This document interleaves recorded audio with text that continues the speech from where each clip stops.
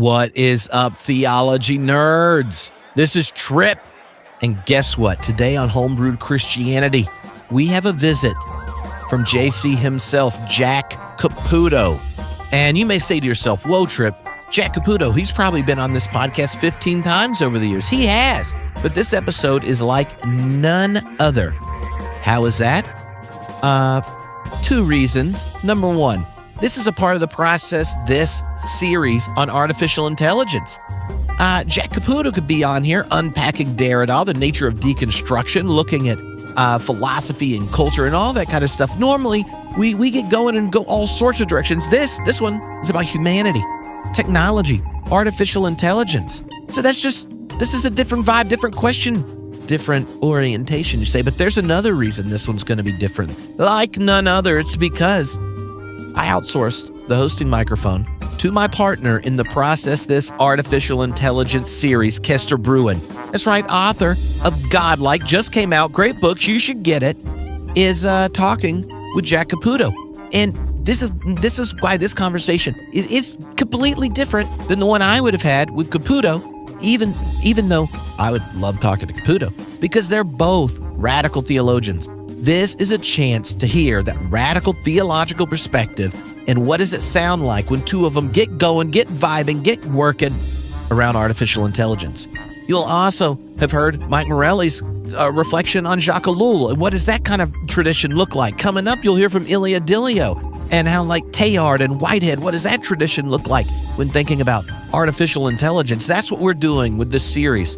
As part of the Process This Artificial Intelligence series. You get to hear from multiple theological and philosophical perspectives, and what do they highlight about humanity's relationship to technology, the challenge questions that come up when it goes to artificial intelligence. And it's not just that. You're also getting to hear from scientists, ethicists, scholars of religion, lawmakers. I mean, it is an interdisciplinary explosion of fun. Well, you know, if you're the kind of person that likes to nerd out with their geek out, which you're kind of selected that way because you hit play on this. You know what I mean? And if you want to get ad-free versions of all the podcasts, get the extended edition on the ones that go along for members, or have access to the over 45 classes that we've done at Homebrewed Christianity, then you should head over to homebrewedcommunity.com. You can join the Substack there or join up for theologyclass.com, which is our learning management platform for all the classes. And when you join up there, you also get the Substack and all the membership benefits there too. And this is probably a good time to say one of the classes over at theologyclass.com is with Jack Caputo. It's called Theology of Culture. We look at Derrida, Mary Daly, Paul Tillich. Yeah, it's a good one. James Cone. It's an exploration of theology of culture with that radical tradition at its heart. And that's just one of them you get access to encounter, experience whenever you want. Homebrewedcommunity.com, the place to go. Now, prepare yourself for Kester's cool accent, radical theological questions as he talks to JC himself, Jacques Caputo. Smoochy boochies, friends.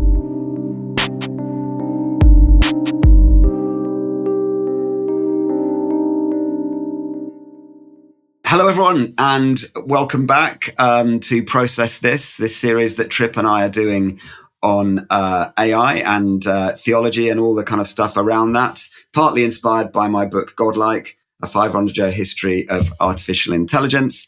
And I'm absolutely thrilled to have Professor John Caputo, Jack, here with us, who has been an enormous inspiration for my work and a wonderful figure in the whole kind of movement of philosophy, theology, and particularly for those of us who've been interested in the kind of radical edges of that. Jack kindly sent me his book, Spectres of God, which has got some fantastic stuff thinking about AI and transhumanism, and that's what we want to get into today. So welcome, Jack. Thank you very much, Kester. It's great to be here. I think the last time that we spoke was at Greenbelt Festival over in the UK. And in the mud. In the mud. In the mud. We certainly got into the mud in that festival experience. Maybe we'll get deeper into the mud in this, into the swamp of AI. Yeah. you've had an extraordinary kind of journey. You spent time in the religious life as, I think it was Brother Jonathan, as an academic focusing on religion and then on philosophy. And then perhaps as an alloy of both of those, focusing on theology, whatever that might mean. So why should people who are interested in things of the Spirit care about the rise of AI? When I began my life, my career, my profession, my first move was to enter a Catholic religious order because I was quite seriously Catholic. I wasn't conservative Catholic necessarily, but I was devoutly Catholic. And in those days, I mean, that was the early 1960s, we were all interested in Thomas Aquinas. And I wrote my master's thesis on Thomas Aquinas' angelology. That was a sign of how devoutly Catholic I was. I was very interested. I was very interested in angels. And I was interested in angels partly because they actually are the keystone of Aquinas' metaphysics. If he can explain what angels are, in order to explain what angels are, he's got to be able to explain the difference between finite and infinite and material and immaterial. Because angels are finite, pure spirits. And how does that work? Okay, so it turns out to be a keystone of his metaphysics. But I was also fascinated by the idea of angels because I was interested in mysticism and mystical unity and the limits of rationality. And angels, it turns out, have these supremely perfect intellects. They're not infinite, but they're perfect, pure intellects capable of instant knowledge, the instant transmission of knowledge on an immaterial substrate in beings who do not perish, whose task in creation is communication. Okay? So now I'm writing this book, and this is my master's thesis, 1962. I have no idea, like anyone else, no idea about AI or anything like it. And later on, a French philosopher named Michel Serres wrote a book called La Légende des Anges, the Legend of Angels. Got translated into English under a bad title, Angels, a Mythology. And he constructs this beautiful, interesting, fascinating analogy between angelic intelligence, AI, and AI. And not just AI, but modern technology itself. And I thought, oh my God, that is brilliant. And personally, it brought together my master's thesis and my interest in Thomas Aquinas with what's going on now. And angels really are sort of model AI worlds, beings, entities. There's a thing there in the mystical tradition, in the religious tradition, which has to do with transcending our limits, acquiring unity with God, imperishability, intelligibility, light, truth, instantly. And Thomas said their communication systems travel at the speed of thought. Yeah. Because he didn't know anything about the speed of light, right? I think that they belong to the same, what I would call the same imaginary. Yeah. Angels and AI and spirit and specters. So the name of that book, Spectres of God, was a play on, of course, on Jacques Derrida's Spectres of Marx. So the title of my book actually was inspired by someone from entirely the other side of the spectrum, the UK government's head of AI safety, who is interestingly, I've only just made this connection. They would call him an angel investor. Someone who serially comes in at the beginning and puts investment into kind of tech companies, but an engineer, an entrepreneur. And he wrote a piece for the Financial Times in April 2023 saying, we should pause the race to godlike AI. And I was like, hold on a moment. In what sense do you mean this? And of course, you look back, as I do in the book, the kind of language of the spirit has been used by technologists since time immemorial. And of course, the iPhone is this angelic thing that we carry with us around with us the whole time. Now, you mentioned Derrida, and at the beginning of Spectres, there's this fantastic quote from him saying, "I think that the future belongs to ghosts, that technology increases greatly the power of ghosts." So why do you think Derrida considered technology to be a kind of haunting of us? Oh, he did. That's the spectrality of it. He was being interviewed. There was a film. They were doing a film about him. He's being interviewed, and this young, apparently lovely young actress is interviewing him, and he's playing himself in this film. She says, "Do you believe in ghosts?" And he says, "Well," he says, "right now I'm becoming a ghost. Right? We're making a film. We're making a virtual image. We're creating specters, and it will, long after I'm dead, you will be able to listen to me and hear me." And then he says to her, "Do you believe in ghosts?" And she says, "Yes, I think I do now." Well, the young woman died about 2 or 3 years later. She was just in her early 20s. He's in a conference, and they play this film, and they replay that scene, and they replay the scene where he says to her, "Do you believe in ghosts?" And she says, "I think I do now." Yeah. And he says, "Ooh, where is she now?" So, I mean, it's a very, very, very. This is 1980, right? This is like 1980. He's saying all this. His thought turns on a debate. It started out in a debate with Husserl, the father of phenomenology, where Husserl says all of our signs, all of our words, all of our images are oriented teleologically towards fulfillment. And so he distinguished empty signs and fulfilled signs. And so I've never been to Moscow, but I have an idea of what Husserl would call an empty intention of Moscow, but it's not fulfilled until I actually walk the streets. Derrida says, no. The function of a sign, the power of a sign, is its capacity to operate in the absence of the signified. Yeah. Because it releases the sign from the prison house of presence. Okay? So this critique of presence that he undertakes is not because he's against reality, but because he's interested in the emancipatory effects of images and of representations, the liberation of the sign from the bonds of presence.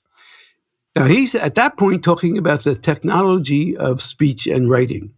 Okay, so he's saying, he's already challenging the idea that humans are a pure spirit. He's saying they depend upon a technology, which is a coded system of signifiers. And he says that coded system of signifiers works even better when it's written down, because then it can be passed on across space and time. And so writing became a figure for him of the emancipation of our thinking from the prison house of what's immediately present. Yeah. And that's the possibility, that creates the possibility of the work of art, of any kind of imaginative creation. It releases us from the narrowness of now and allows us to recover the past and release itself to the future, open itself to the future. And that natural capacity of doing that in speech and writing is, in our age, enhanced beyond our comprehension by the new technologies. I think the future belongs to these virtual realities. And interestingly, the kind of, I suppose, up-to-date version of that, as he is talking, being interviewed by that woman, I was listening to a piece on our midday news today where survivors of the Holocaust have been captured on video, hundreds of hours of recordings, and that's all gone into an AI model that school children can interact with by asking live questions, and it then processes and constructs their answers out of the things that they've said, so that their testimony will live on forever in a much more kind of, low art way, I suppose. I think it's the actor Bruce Willis has sold his entire image rights so that he will be able to be featuring in films for time immemorial.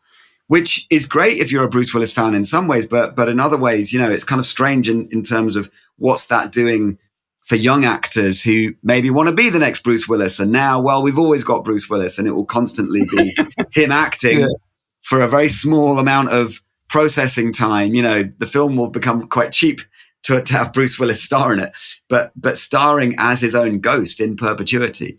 So these are very, very live questions that Derrida seemed to understand from a long time ago through the medium of television and film, even before we were generating. He wrote about and spoke about television. He died 4 years before the first rollout of an iPhone. Incredible. So he's just one of these guys that seminal figure. But what he calls deconstruction and that movement, that sort of has come and gone. Yeah. But he's like the great thinkers. He's just planted things that just have grown. And one of the other great thinkers is Heidegger, who I know you wrote your first book on, I think, on mysticism in Heidegger, and he wrote, the question concerning technology, which is a fabulous book in the 50s, I think. Why do you think his philosophy of technology might be important for the times we're in so many years later after he'd finished writing? Yeah, he's an ambiguous figure in this thing. But one thing, by the way, is in 1956 he singled out the English word information, and he said, "I don't like this word. This word is dangerous. Watch out for this. This is." I did not know that. Talk about intuitive insight. Yeah. Well, Heidegger, on the one hand, was a great genius who saw the advent of technology and the what he called the inframing grip of technology on our world. It's affecting our understanding of being. It is how we understand being, and he saw that largely as a threat rather than the New Age. He was a conservative reactionary, and of course he's most notorious for his National Socialism. Yes. But he had great insight into the sort of grip that technology has on us. So he didn't think that technology was an instrument that we could use for good or for ill. He didn't think we were in control of it. He thought it was in control of us. And so he called it, the way they translate the German word, he called it the inframing, the thing that has got us before, it has us before we have it. So on the one hand, it's reactionary. His view of technology is reactionary. It's almost antediluvian. He was against typewriters. I have a letter from him, by the way. Oh. When I was a graduate student, or not a graduate student, I was a young professor. I wrote to him, and I had a connection. And he answered me. But he answered me with a typewritten letter, which I thought was really funny. Because he was against typewriters. So that's antediluvian on that, from that point of view. But he had a vision of the danger, and he called it the danger of the Gestell, what he calls. And his reaction to it was romanticism, a kind of romanticism. But it was precious because romanticism is precious, because he loved the Black Forest, he loved the natural world, and he was terrified by that. And one of the things that scared the daylights out of him was the picture taken by one of the Apollo trips from the moon of the Earth. And he said the objectification of the Earth. Now the Earth is an object. It's not the Earth on which we walk, but it's this object of technological inspection. Ambiguous. He's ambiguous. Yeah. It was William Anders who took that photograph in 1968, and he died just a couple of weeks ago, actually. Oh, really? Perhaps the most important photograph ever taken. I talk about this in my book, Getting High, because interestingly, NASA had to be persuaded to turn the camera around. They were, they'd gone to the moon, so there were lots of kind of forward focusing, looking at, taking photographs of the moon. And it was a young kind of LSD freak called Stuart Brand, who was in California, selling these little button badges saying, why haven't we seen a photo of the whole Earth yet? And he kind of created this mass movement among the hippies to try and persuade NASA to do that. And that's what William Anders did. He turned around and took a photo of the Earth. And of course, perhaps the most important thing that the Apollo missions did was not discover the moon, but discover the Earth. And I wonder whether in our huge spurt of creativity and engineering now, where we're creating this extraordinary thing out here of AI, whether it might help us to understand actually ourselves better, that it will, even though it's focused out there, perhaps it will be one of those great moments where we understand actually it's going to teach us more about ourselves. And in the book, you talk about, well, maybe we've never asked whether we're ever been human, and perhaps this will help us to do so. Yeah, for example, one of the Heidegger was spooked by that question. So in this language we're using, he was spooked. He called it unheimlich, right? Uncanny. Yeah. But on the other hand, you look back at that and you say, that's so beautiful. Yeah. So precious. So it's telling us about our home. And one of the really interesting things about what's going on right now is we're beginning to leave home, right? We're beginning to Kant said that defined enlightenment as the adulthood of humankind. And, it's outgrown the tutelage of the church and the king. Well, in a way, that's what's happening right now. We're leaving our family and home. We're beginning to take leave of the earth, and we're beginning to take leave of our biological limits. Yes. Right. So, yeah, this is telling us something about ourselves. And on the one hand, it's telling us what a fragile piece of luck we are in this incredibly James Webb telescope view of the universe. I think, and this is a point that Ilia Delio was talking about.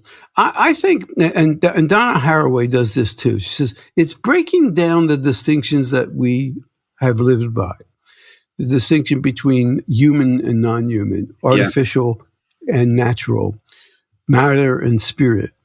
And if by human we mean this biologically based rational being planted forever in a geocentric universe, well, then in a certain sense, we've never been human in that sense.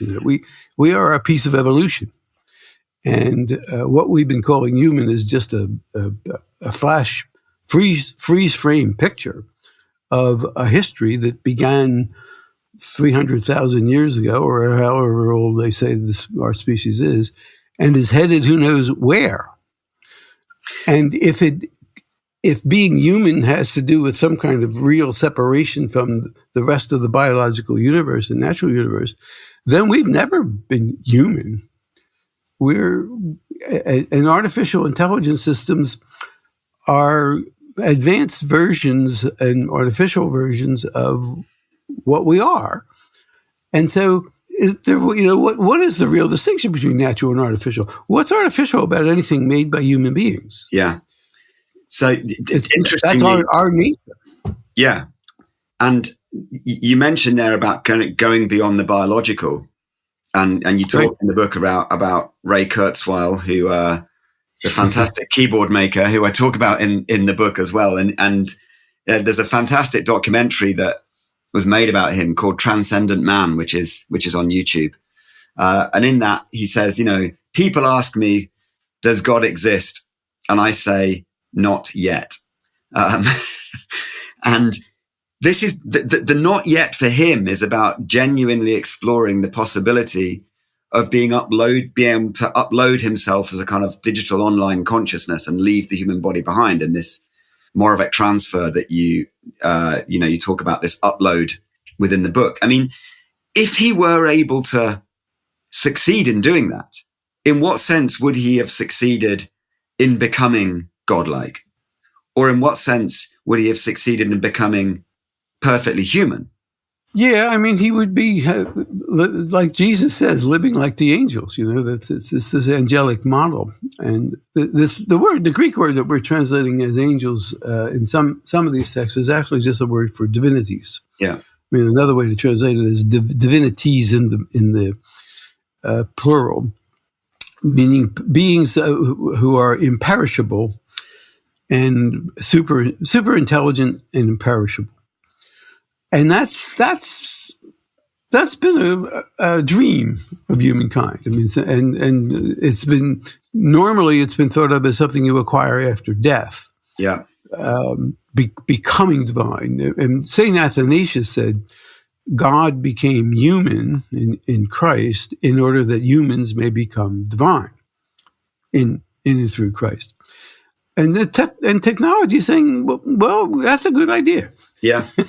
But we don't need Christ for that. What we need is technology. So there's an aspiration for, it's a kind of limit concept, a concept of super intelligent, imperishable being has always been a kind of, and angels were the form of that imaginary until today. Yeah. And so yeah, Kurzweil is right about that, that is not yet. Whether it can be done, and whether when you're done, what you've got is a super intelligent being, but not, is it conscious? That's the David Chalmers. Something could be, you could have a super intelligent computer, but what's to say it's conscious? So the interesting thing here is, and this is where AI has always kind of, split apart right from its earliest days about whether it is going to augment us and go the kind of full Kurzweil model of, we upload ourselves as a digital consciousness, or actually what seems to be happening more is that we are creating ourselves a machine that is functionally angelic, but is not, within it doesn't have our consciousness, as it were. And that could then function as a kind of overlord because it is a machine that we are creating that is separate from us. So are we ending up then potentially being in a situation where we create something godlike and then lose control of it and end up regretting that? And in a sense, the most godlike thing we do is to create something that we then lose control of and then regret. And that's the ancient objection to technology, right? That is, remember the essay that Derrida wrote many, many years ago on the Pharmakon. And he's telling the story, Plato is telling the story of the invention of writing. Yeah. And the inventor presents it to the king, and he says, I have this wonderful new invention which will extend memory. Yeah. And the king says, no, because we learn things by heart, right? And you're going to destroy our heart and transfer it to techne, to this technology. So that objection is as old as Plato, and it's always it is the poison cure. Yeah, it's the way the Ford Pharmakon gets translated by Derrida. Poison cure. That's true of AI. It is true of nuclear power. It's true of technology, contemporary technology, to the nth degree. And what Plato was worried about is nothing compared to what we're concerned with now. Destroying our environment, destroying our species. And then even if we don't do those two things, inventing something that we can't control, that runs out of control. So my attitude towards that is I am not a techno-optimist. I mean, there's a line in Inspectors of God where I said that dinosaurs weren't replaced by bigger and better dinosaurs. So it's completely possible for a species to just destroy itself or get destroyed. I'm not a techno-optimist, but I also don't want to be antediluvian. I don't want to be like Heidegger. I don't want to just simply fear this thing. And so what I find it exciting and terrifying all at once. And I think that we are on the edge of extraordinary invention and extraordinary discovery and exploration, so as we don't kill ourselves.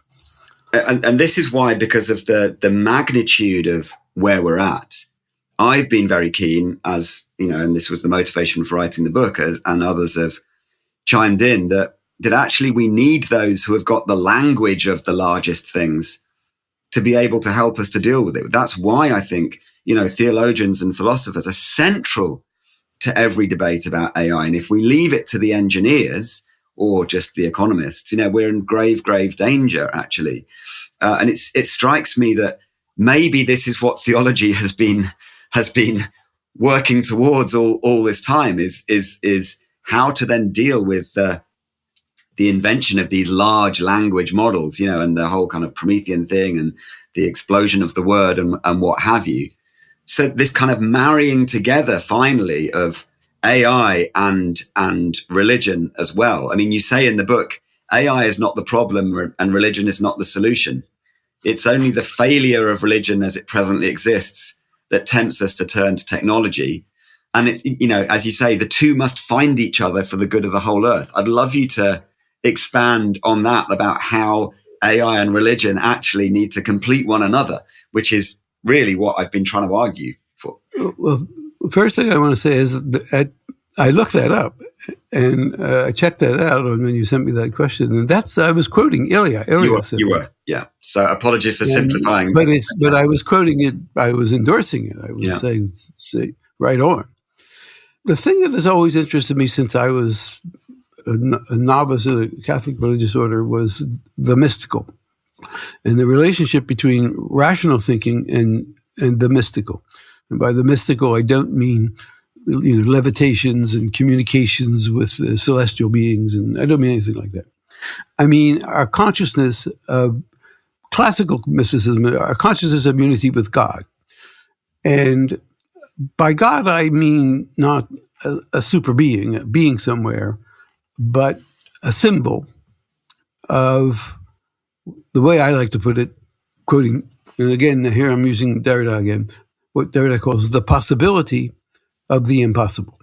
I think that's kind of a limit notion for us, to think the unthinkable, to desire something with a desire beyond desire.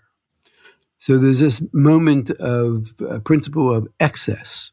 Systems can't or shouldn't be allowed to close.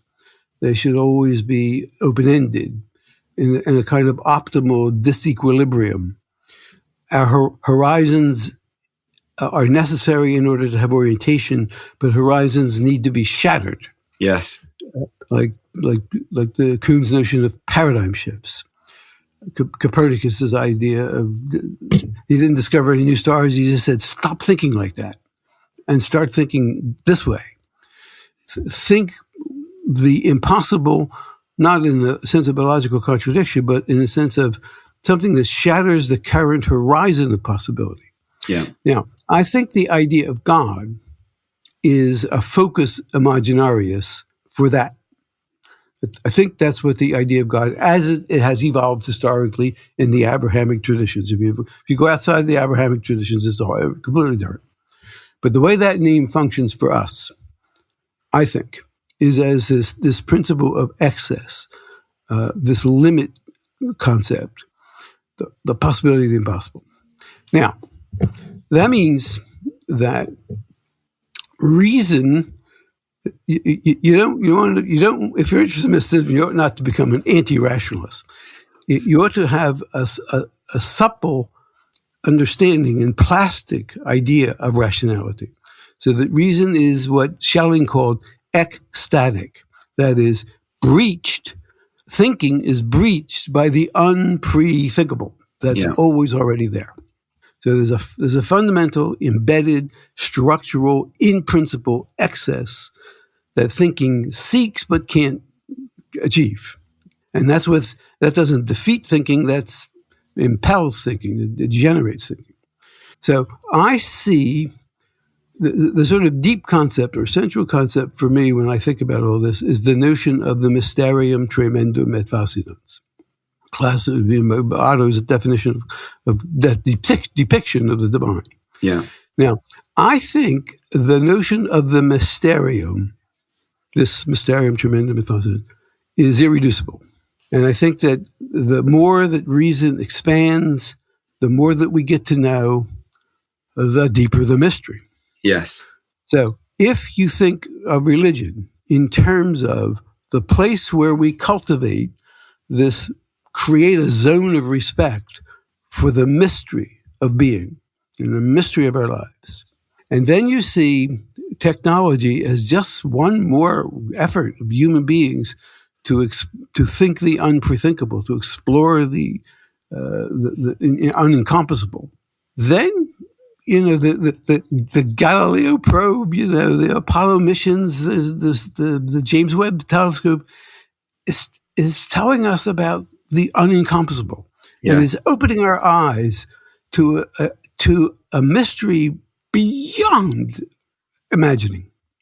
So Spinoza's old thing about Deus sive natura is sort of being realized, I think. Yes.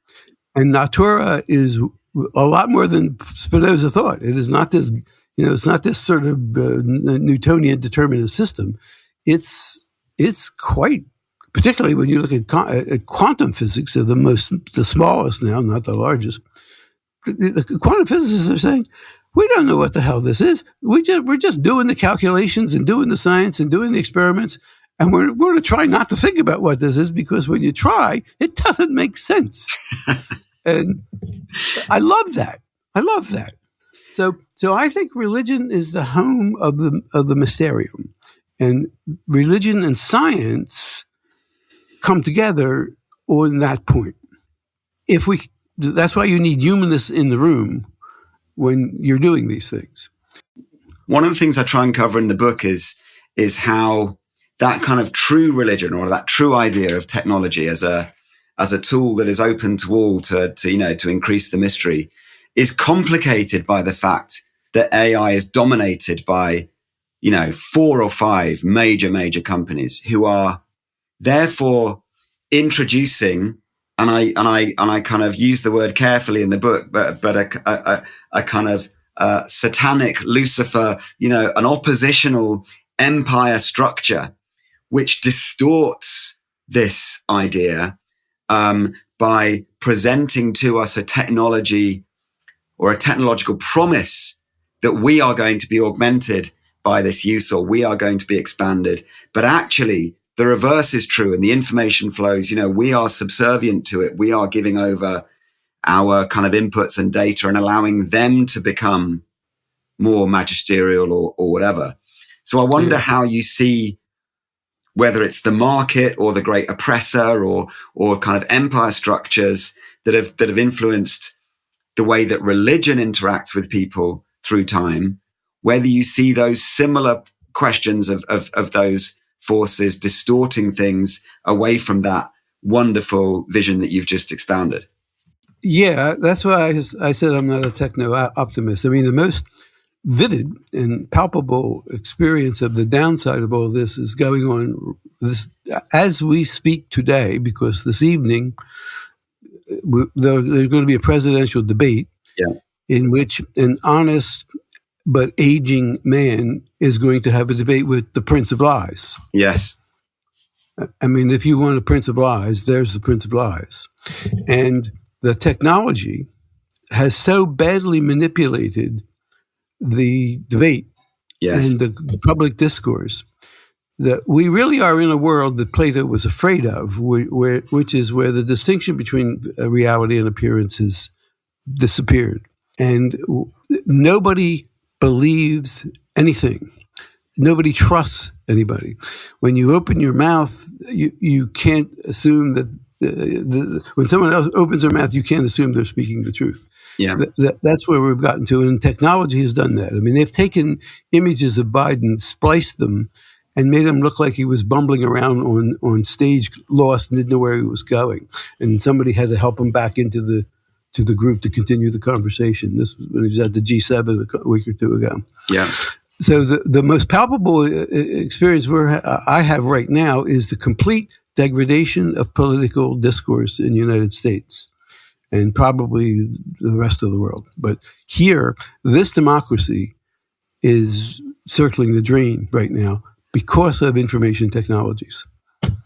So where I try and get to in the book is to say, how do we counter that? Yeah. And, slightly tongue in cheek, I say, well, the best way to counter it is for everyone to go back to church. Because, these gatherings in person of, 150 people where you are known, but you're experiencing otherness, it is a place in which trust and transparency, and yet your sense of being expanded is going to be reinforced. And that perhaps what we need to do, not to be totally rejecting technologies, but to be in communities of understanding where we reflect quite deeply on our technology use and make decisions about them. And I say, look, you can criticize the Amish all you like, but at least they made a decision. They still wear clothes. They just, they don't use zips, they use buttons. They're making decisions. And actually those decisions are going to be very important for all of us. But we need to do that at the kind of meso level structure, not at the individual structure or just, high up here at the nation level. We've got to have those communities of practice in the middle. And I wonder whether, that kind of sense of the gathering is something that you have felt, would be kind of good in terms of that experience of what you come towards, that axiology towards the end, of doing something worthy of us. I mean, the problem is, yes. I mean, that's exactly we need a new we need a new Saint Benedict. We need a new monasticism. We need new communities of love. The problem is the churches have been corrupted. Yeah. Right. To find a community to find a community like that, you have to look hard, because the religion tends now to be a feature of the undereducated, and it's disappearing among educated people. It's flourishing, but it's flourishing in rural, uneducated, reactionary, poor America, and the so-called elite are thought to be the enemies of religion. Now, I mean, that's a painting with broad strokes, but it's largely true. I mean, the kinds of groups that you speak to and that I speak to, the kinds of religious organizations that, I mean, I don't do a whole lot of lecturing now. I do the Zoom stuff. But when I would get invited by religious communities to speak, that's exactly the kind of people I was preaching to the converted. I mean, these were people who were low on doctrine, very high on community and mutual support and service, and proxies, theoproxies. Yes, that's exactly the sort of thing we need. I'm finishing up a book right now, and the first sentence is, the basic question is, does religion do more harm than good? And I said, my standard answer to that is, it depends on what day you ask me. And right now, I think it does more harm than good. I am not sure we can save it. That religion isn't going to save anybody, but we need to save religion. One of the reasons I am interested in AI and the new technologies is, apart from what I just said, that sort of idealist view of it. One of the things is that I have an instinctive distrust of religious reactionaries and of reacting against technology and against science. I mean, we are in a position right now, and I'm sure you are too in England, of trying to defend science. Yes. Trying to defend vaccinations. Can you imagine? Yeah. So, and that's in no small part religion's fault, and the manipulation of religion by people with power and money. So it seems to me that, and going back to this idea of information as this extraordinary and perhaps dangerous word, I mean, we've got access to far more information, but far less wisdom and understanding. And it would seem to me that the kind of intersection of AI and religious understanding has kind of brought together that perfect storm of, we've got all this information, and yet the things that we end up believing are so extraordinarily poor. So how do we put that right? I mean, in what sense do we take this great technology of vast information, but try and somehow direct it towards better knowledge and understanding? Well, I mean, you're going to get a very leftist answer from me, and that is you need public programs supported by the federal government, which will provide for universal and fair education and healthcare and the support of poor families. I mean, the reason rural America is, I refer to them as undereducated, not stupid or ignorant. Yeah. They're no smarter or dumber than the rest of us. They're just simply undereducated, right? And they're also underserved in terms of their health care, so that their rural communities are prone to drug use. And the young people leave because they see no future there, and there is no future there. So if you had strong, powerful public programs that supported health and education, you could lift the veil of ignorance. And I mean, I honestly think, I mean, it's my prejudice as an intellectual, as a university professor. I honestly think the answer is education. The answer is if people simply understood what a vaccine was, and understood science, and they understood religion, and didn't mystify it. They understood that religion was a kind of what I like to call nowadays theopoetics. It's a way of poetizing the mystery of our lives in telling stories and striking images and wondrous events, like happens in literature. If they understood what religion was, they understood what science was, if they just were educated, if they could read and write and think, and that we were going in that direction at one point, and then neoliberalism set in, and there's nothing that money can't corrupt. And it corrupts everything. It corrupts sports. It corrupts education. It corrupts religion. It corrupts everything. And it's going to corrupt AI. And it's going to corrupt AI. Yes. So if you ask me to predict the future, I would have a very pessimistic view of what's going to happen. I have a very pessimistic view of what's going to happen to this country. And if we lose this election, It is going to be a complex space. Yeah. Yeah. If I didn't have children and grandchildren, I would just say, to hell with it. Yeah.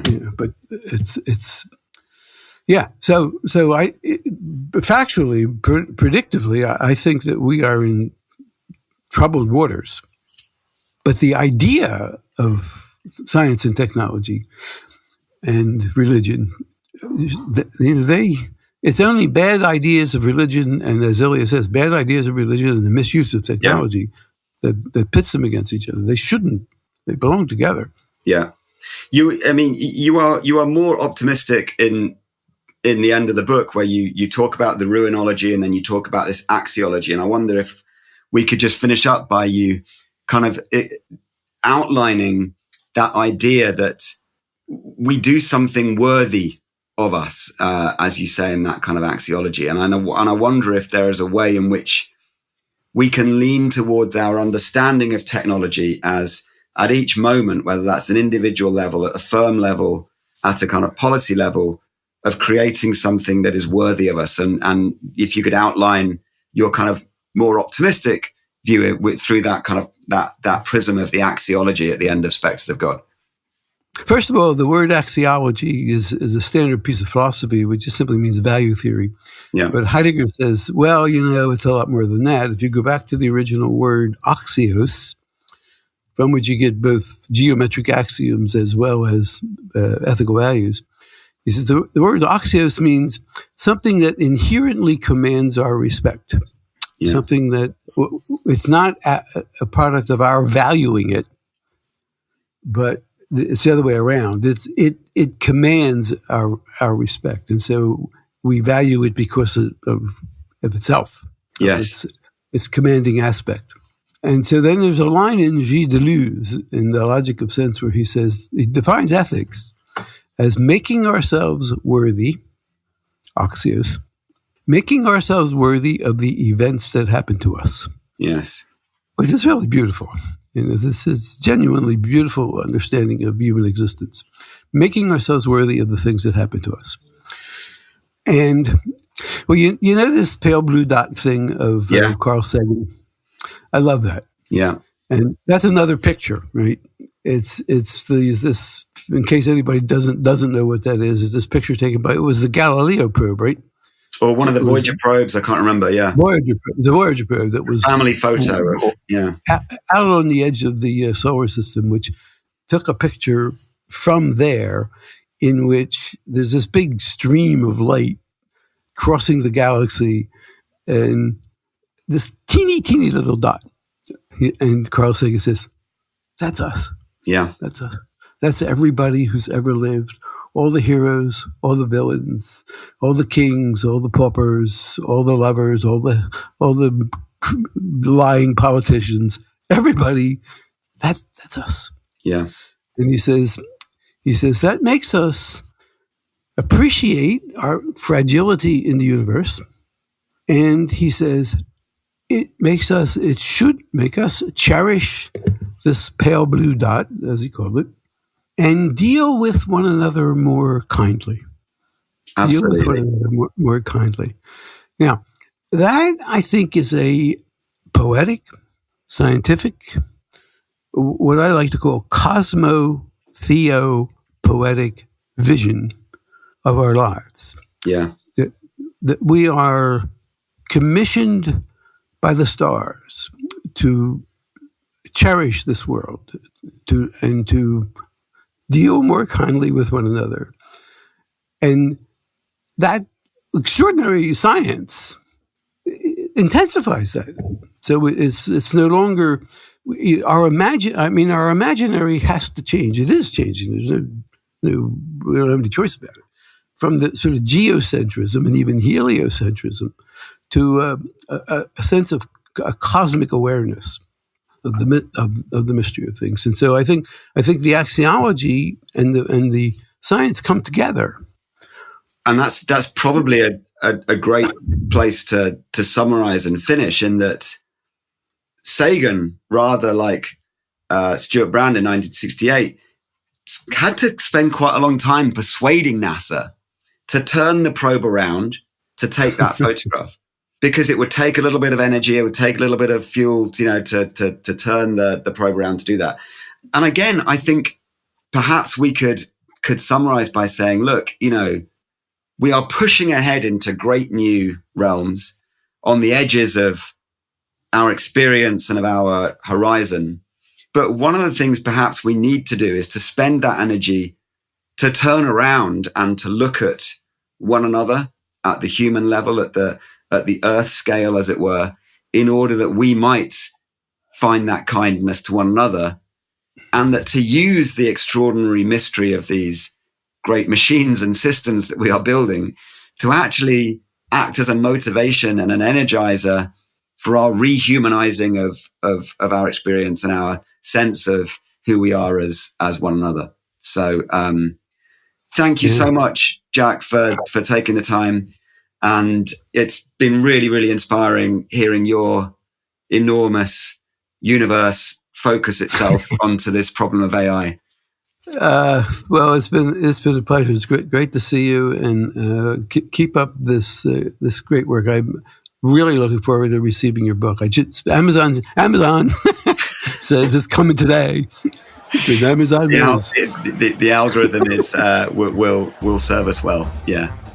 All right. Good. Look forward to seeing you soon. Thank you so much. My pleasure.